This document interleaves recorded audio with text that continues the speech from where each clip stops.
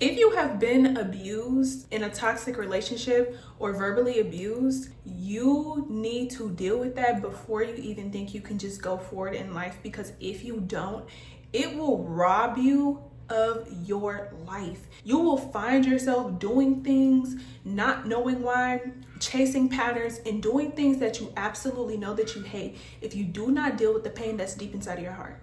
Hey girl, my name is Stylish Shay and welcome back to Girl Start Over. It's 2026, it's a new year.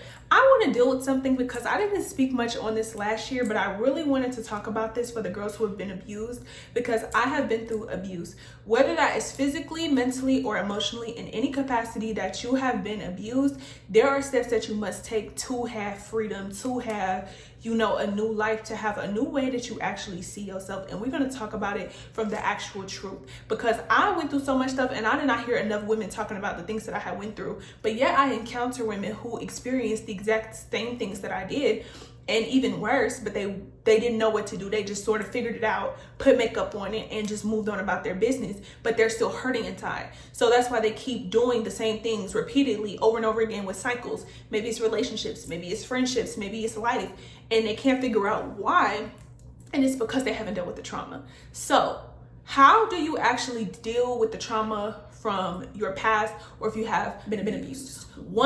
The first thing to know is that God is your father. And the reason it's important to know that God is your father, and knowing that you come from that God actually made you and he had a beautiful plan for your life, it is the most important thing you have to know. Because coming from somebody who is actually SA'd, because you can't really say the word here, or the M word, it distorts your reality, and it makes you think that you're bad, that you're disgusting, that you're not worthy of love, that you're a bad person. And it makes you feel all these negative things about yourself. And it will also influence you that people don't really love you. And it will lead you to this place where you're constantly chasing validation from men, chasing approval from men. And you will find yourself in a place where you're like seeking after these relationships, and you know that they're not good for you. You know that they're bad for you, but you feel like you can't stop because it's something you've been through all of your life. The more and more you go through this pain, when you go to person and they break your heart over and over again, you start to get this developed feeling of sadness, and the sadness and depression almost starts to comfort you, and you get used to saying, oh, nobody will love me, or oh, nobody ever cares about me. And it starts training your mind to think that nobody will ever protect you. And so you will consistently go in situations where you are being abandoned, rejected, and left, because that is the only thing that feels comfortable to you. So 9 times out of 10, if anybody comes to you who feels any ounce of different than that, you will reject them, because it will feel insanely weird to your body, and you will confuse rejection and abandonment as love when it's not. For me personally, I knew my dad, and shout out to my dad for actually, we had a conversation when I recently saw him, and I kind of explained to him why I had low self-esteem. And I told him, because he was in my life, but not the way that I needed him to be. And my dad had apologized to me and things of that nature, right? But before my dad even did that, I'm 26 years old. When I was going through these situations, I often felt unloved because I didn't have my dad around. Now, we're not going to get into the stories with my dad, because things happen with him and my mother. And so we never really know what goes on with our parents when we're children. And as a mother myself, too much stuff be going on, and sometimes it just be a lot. So it's no judgment on anybody's part. But when you lack the love from your father, or him actually being there for you in that way, that is something that deeply will affect your life. And that is why you have to see God as your father first and know where you came from. The family that you were born into is not your eternal family. The family that you have always known isn't always to be true. Because you'll be thinking, well, my mom didn't love me, my dad didn't love me, so I'm clearly just unlovable. But girl, you came from God. Even before he made the world, he literally loved you and chose you. And he chose you. He chose your name for whatever specific time and name that he chose it for. So you do matter, and you are important. And just because your parents dropped the ball with you does not mean that God did not and still does not have a perfect and beautiful plan for your life. Just because you were abused as a child, just because you were neglected or abandoned, doesn't mean that God had that same thing for you, and it doesn't make it true. Those things are lies, right? So you spend your life growing up thinking that you just deserve abuse, deserve abandonment, and you start clinging to love, and your entire adulthood is toxic relationships, and you want to get free from it. You let men do horrible things to you. You don't know why, and you want to stop. But how do you stop? You have to let go of the fact that you have been abused, but you can only let those things go by giving them over to God. Now, I am going to tell you this. I was not always saved, y'all. I really wasn't. I was not always giving myself to God. But I realized something, that even with church, people did not talk about abuse. People did not talk about different things. And it was something I kept pretending like never happened, until one day I was literally on a coaching call, and that was one of the questions I was asked. And I was like, what does that have to do with that? Yeah, that happened years ago.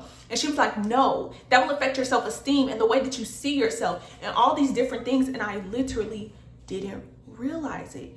And it was affecting the way that I saw myself. I felt disgusting. I felt unworthy because of all the things that have been done to me and things that I have done to other people in my life. And just even in my childhood, it's no way that there could be anything remotely good about me. Because one thing about toxic relationships, they also turn you into a person that you are not even trying to be. What do I mean when I tell you to give something to God? I practically mean go to God and pray, whether that's in your house.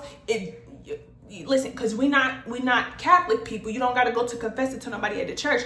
But I'm telling you, if you get in your room or you go in the bathroom, a quiet place, and you call on his name and say, Jesus, look, this happened to me. This hurts my heart. You cry or whatever emotion is coming up, or you can journal about it. And consistently, I can't explain it to you, but literally God will change your entire heart. And one day, those things that are hurting you so bad, they won't hurt the same, because you're going to encounter the love from God, that he actually cares about you, and the whole time he had a plan for you. And that wasn't what God wanted to happen to you. People mishandled you, but that does not mean that God will mishandle you. And you can trust him with your hurt, your heart, and your pain. And the crazy part about that is when you get abused, you feel like you can't trust people. You feel like everybody who comes to you will hurt you. God is the safest place, and he's the only one who truly will never hurt you. This was something that was super hard for me to really process and understand. Especially, it was so hard because I'm like, I can't trust men because of every single thing that I've been through. But you can trust God. That's the first thing about it, because he is the one who created you and he actually made you. Now, the second thing you need, and honestly, for some people this might be first, but listen, you need to get in therapy. You need therapy and you need counseling to rewire your mind. You need somebody to help you do that until you're able to do it on your own. I'm trying to tell y'all, my thinking was so warped. It was so twisted. I'm telling you, my thinking was so bad. And all my thinking was based off all the trauma and stuff that I had went through, and everything that I had learned was off my past experiences. And so I'm thinking, literally only believing that I don't deserve anything better, and literally only thinking that love is pain, literally thinking my life will only be a certain type of way all of the time. And it simply just wasn't true. Now, for me personally, when I went to counseling, I went to a couple of counselors, but I went to one. Her name was Dr. Tracy. I could actually link her stuff down below for y'all. You want to get plugged in with her, because she was helpful to me for literally like a whole year, because I had never went to therapy before. And what drove me to therapy, you want to know, is such a crazy story. But basically what drove me to therapy was somebody saying that essentially that I was so crazy that I needed to get over myself. And I needed to go to therapy. And I was like, I ain't going to therapy because ain't nothing wrong with me. But then I was like, dang, do I need to go to therapy? And I actually went. And I feel like I dealt with so much and addressed so much that was actually hurting me. Because you'll find out it's not only abuse that is hurting you, but then the neglect or the abandonment or the rejection from your mother and from your father, and from those wounds of feeling like you have to defend yourself. Nobody's able to protect you. Nobody will ever be there for you. And the people you wanted to be there for you will not love you. Those things hurt. They hurt. They affect your thinking and they affect your life. Until you deal with them, it will continue to affect your life, and you won't even be able to let people get close to you, and you won't be able to properly love or receive love, irregardless to a man. But just people and friendships, you won't be able to accept it. You will consistently reject it, because all you will know is pain. Pain is not just linear to, abuse and one thing, right? Because I've had pain with friendships, with betrayal, where people were betraying me since I was a little kid. And so just like consistent betrayal. You have to heal from those things and give those things to God. But most importantly, you also have to learn how to recover from those things. So that's why it's so important you go to therapy and talk about those things. Because I'm telling you, when you don't have a safe space to talk about anything, you need somebody to help you do that. But I highly recommend biblical counselors. Definitely going to link Dr. Tracy stuff for you below. And no, this is not sponsored, but I do want to help the girls out, because when you need it, you need it. Third thing you have to do is really retrain your mind. Now, I talked about doing that with therapy and stuff like that, but outside of therapy, because your therapy call only gonna be once a week, you might have it twice or every 2 weeks, once a month, whatever. You have to aggressively work to change whatever you thought about God, yourself, your identity, who you were, and where you come from, and even what you're going to do in life, and what you think about love, and what you think about men, what you think about your body. Like, what do you think about all of these things, right?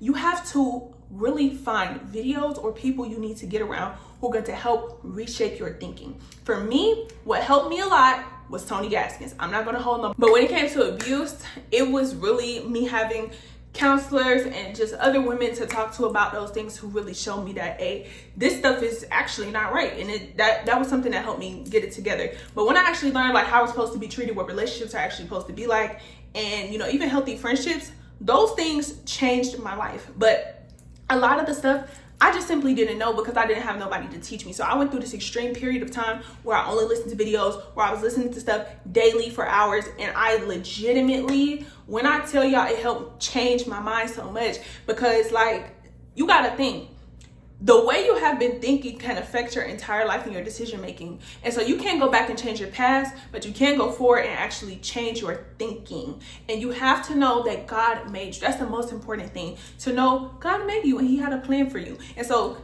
there is a way that things are supposed to go. The way that things have went are not right. So wait a minute, if this wasn't right, then what is right? What actually is true? And that's a journey that you go on through healing. If you have been through abuse, girl, you are not alone. But I'm sharing this to literally tell you 3 steps or 3 things that you can do if you have been abused. I'm telling you, take it serious. This is not about, listening to a bunch of YouTubers. No.